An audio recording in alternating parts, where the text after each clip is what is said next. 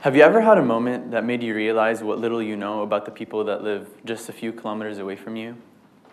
I had that moment last summer, and it has a huge impact on what I do today. My hometown of Amman is the capital and largest city of Jordan, which is home to millions of refugees from different countries all around the region. And although some of them live in refugee camps, others have integrated into towns and cities across the country. Just 50 kilometers north of where I grew up in Amman is the ancient Roman city of Jarash, best known for its sites and ruins. But what most people don't know is that 40,000 refugees call the Gaza camp in Jarash home. I was never made aware of this camp until I actively sought out an opportunity to work there. I had previously heard about these people, but never actually got to experience them until I decided to step into that space. So how did I end up in Jordan? My grandparents were themselves refugees to Jordan back in 1948, and they themselves had to live in Palestinian refugee camps until they were able to obtain their Jordanian citizenships. Their naturalization was vital to their integration into society and was largely the reason why they were able to settle down and provide for their kids and eventually their grandkids.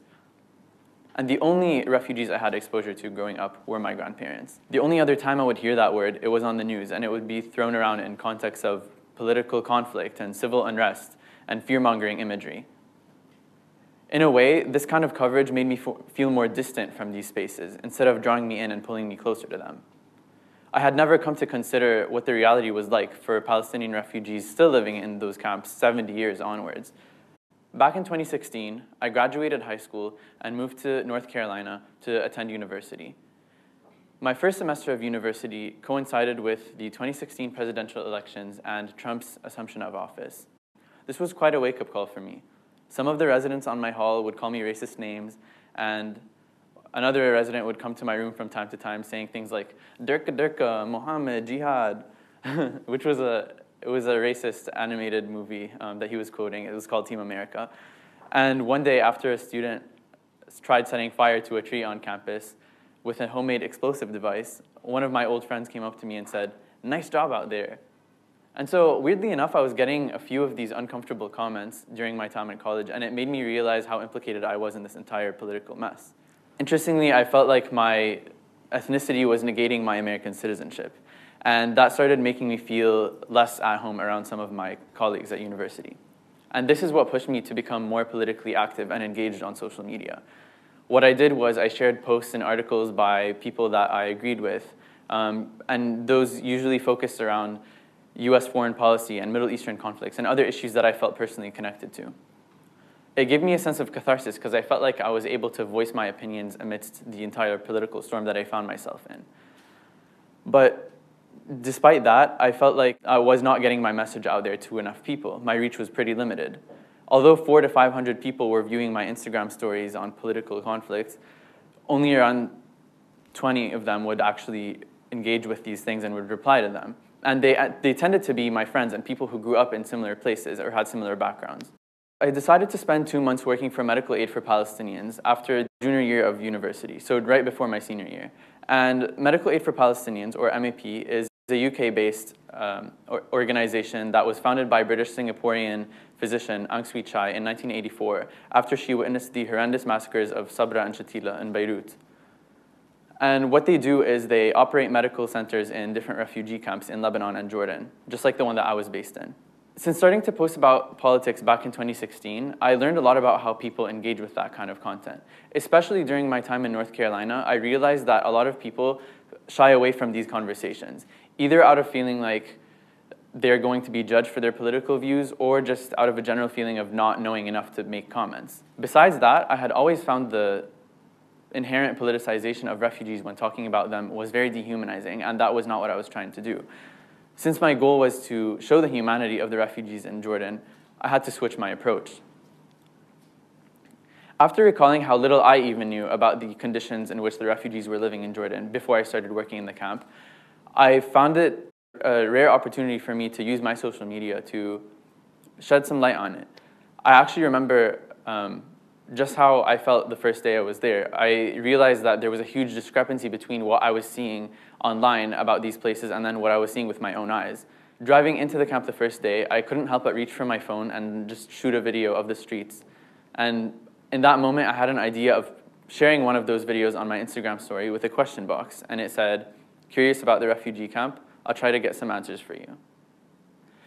Initially, I thought that the same few people that normally engaged with my political content would be sending me questions through this medium. But to my surprise, people who previously shied away from those conversations were actually leaning into them. Earlier on in the summer, I was getting questions that mostly pertained to my time at the camp, what my project was about, and other logistical details.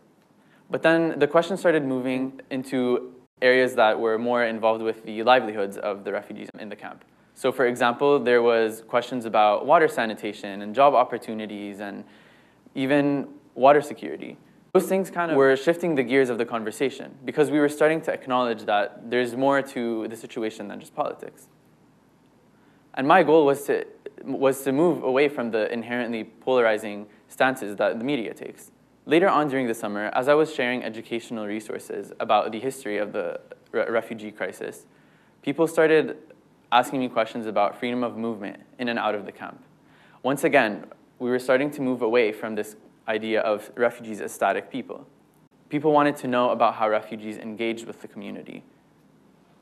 And one of the other things that I shared with people was how some of the refugees that were in the camp were actually working. So in the center that I was based in, the nurses were all residents of the camp, while the physicians were volunteers from larger cities. And finally, I got some questions about mental health resources and maternal mortality, as well as other lifestyle and healthcare related issues. Mental health conversations are becoming more and more common around the world, especially in unstable contexts like the Gaza camp, where I was. So I made sure to address this directly. And sometimes people just wanted to hear anecdotes. This gave me the opportunity to shed light on some of the people that I worked with, like the nurse who taught me how to take inventory at the center, or the housekeeper who herself was born in the camp and has since become a grandmother. And sometimes I would have conversations with her about how she lost her mother during Black September in 1973, or some days I would just watch her work on her embroidery in the kitchen.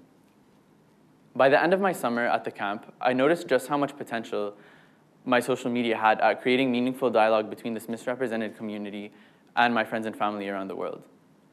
For my friends in Amman, I wanted to show them that we didn't have to look beyond our own national borders to see areas that we can improve, that we could do something to reckon with the dismal realities that exist in our country. And for my friends and family in the US, for example, I wanted this to be an educational experience, one that would encourage them to make educated decisions at the ballots, so that they could consider the distant communities that they were impacting with their votes. Once people started to see what I was seeing on a day-to-day basis, I think it became hard for them not to feel more drawn in and empathetic with the situation. I think a fundamental lack of understanding of these people and a distancing of them because of the way the media covers them was inherent in the group of people that were viewing my content, just like what I was witnessing before I stepped into this place. In the end of the day, my message is pretty simple. We can move past formality with reality, and we can reclaim our own narratives from the mass media by making our own stories more personal and more accessible. And for me, that meant finding a way to reframe the conversation about refugee crises, while still acknowledging the complexity of the situation, not stripping the refugees of their agency and their humanity.